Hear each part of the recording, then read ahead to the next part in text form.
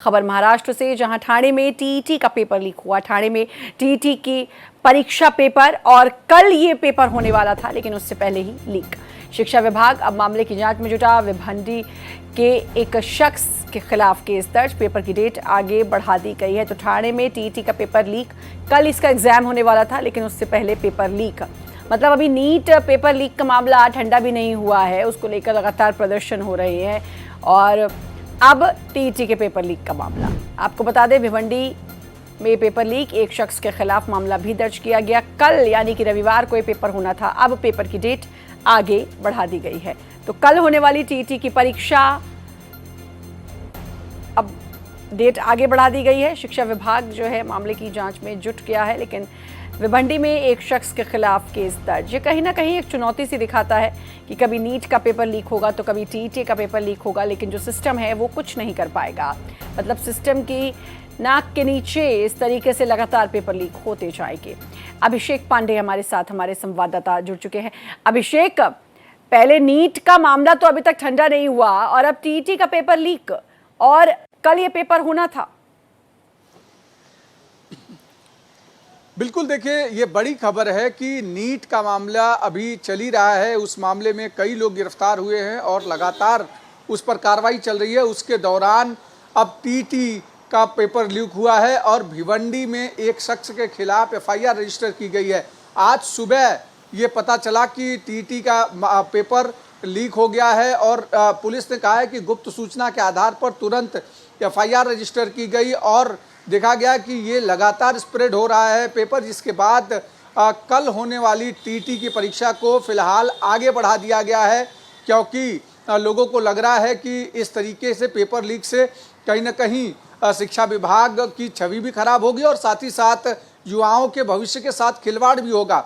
महाराष्ट्र में पिछले कुछ दिनों से पेपर लीक के मामले में जिस तरीके से लोगों को पकड़े जाने की खबर है, क्योंकि अगर इसके पहले जो नीट के एग्ज़ाम के पेपर है वो नासिक में पहली गिरफ्तारी होती है, उसके बाद पुणे में होती है, फिर लातूर में होती है, मैक्सिमम गिरफ्तारी वो महाराष्ट्र से होती है और उसके बाद सरकारों द्वारा कहा जाता है कि किसी भी तरीके का पेपर लीक नहीं किया जाएगा, सरकार किसी भी तरीके से इसको टॉलरेट नहीं करेगी। और जब दोबारा एग्जाम हुआ तो उसको एयरफोर्स की मदद ली गई। यही मेरा सवाल था कि महाराष्ट्र से सबसे पहले इसके तार जुड़े हुए मिले थे, महाराष्ट्र से गिरफ्तारियां हुई थी, यही कहा गया था कि सबसे पहले जो है महाराष्ट्र में नीट पेपर लीक की नींव रखी गई। वो मामला ठंडा नहीं हुआ, 21 जून को अभी री एग्जाम हुआ है, अब टीईटी का मामला। सवाल ये है कि आखिरकार क्या सिस्टम है, किस तरीके का सिस्टम है। बच्चे इतनी तैयारी करते हैं, ईमानदारी से जो बच्चे तैयारी करते हैं उनके बारे में कोई नहीं सोच रहा। हर जगह धांधली, और इस तरह की धांधली, बार बार धांधली। मतलब आखिर इंसान जाए तो जाए कहां? क्यों इस तरह की धांधली हो रही है? क्यों नहीं इस प्रशासन जगता? सरकार क्यों नहीं शिकंजा कस पाती? देखिए, पेपर लीक करने वालों के खिलाफ लगातार सरकार एक्शन कर रही है। इसके पहले भी केंद्र सरकार की तरफ से भी जांच कमेटी बिठाई गई और तमाम सारी इंक्वायरी एजेंसियां काम कर रही हैं, लेकिन पेपर लीक करने वालों का मनोबल कितना बढ़ा हुआ है।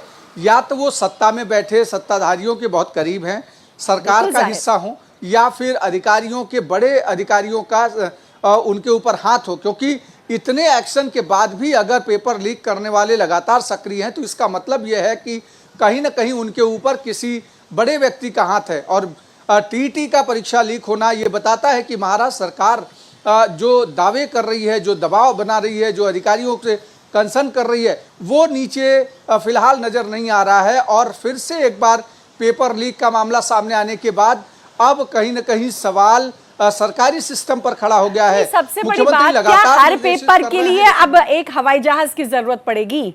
हर पेपर को सुरक्षित रखने के लिए हवाई जहाज की जरूरत पड़ेगी? मतलब आप तो उन अपराधियों से डर रहे हैं कि भाई हम प्लेन के जरिए पेपर लेकर जाएंगे ताकि वो सुरक्षित रहे, लेकिन इतना खौफ उन अपराधियों में पैदा नहीं किया जा पा रहा कि किसी की हिम्मत ना हो कि कोई इस तरीके से पेपर लीक ना कर पाए।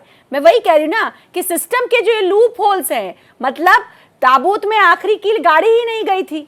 अगर ऐसा कर दिया गया होता तो अभिषेक, मुझे नहीं लगता कि फिर से आज हम ये खबर पढ़ रहे होते और आप और मैं डिस्कस कर रहे होते इसके बारे में।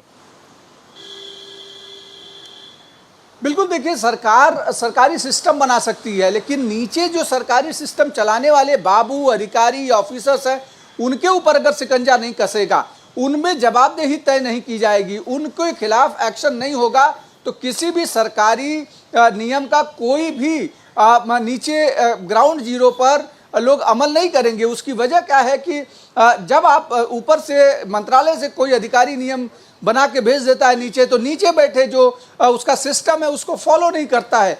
अगर इतनी सेंसिटिव सब्जेक्ट को, इतने सेंसिटिव एग्जाम का पेपर लीक हो जाता है, तो इसका मतलब है कि या तो प्रिंटिंग करने वाले में दोष है, या पेपर जहां जा रहा था उसमें से उसको रोक करके, यानी हर जगह आपको एयरफोर्स की जरूरत पड़ेगी, आर्मी की जरूरत पड़ेगी, तो नीचे कर्मचारी और नीचे पुलिस वालों का क्या रोल रहेगा? बिल्कुल, मतलब सेना और एयरफोर्स तो अब इसलिए रह गए हैं कि वो जो है शिक्षा विभाग का ये काम करें कि भाई पेपर कैसे ले जाना है, लीक ना हो, मतलब देश की सुरक्षा के इतर अब वो इस तरह के काम में जुट जाएं।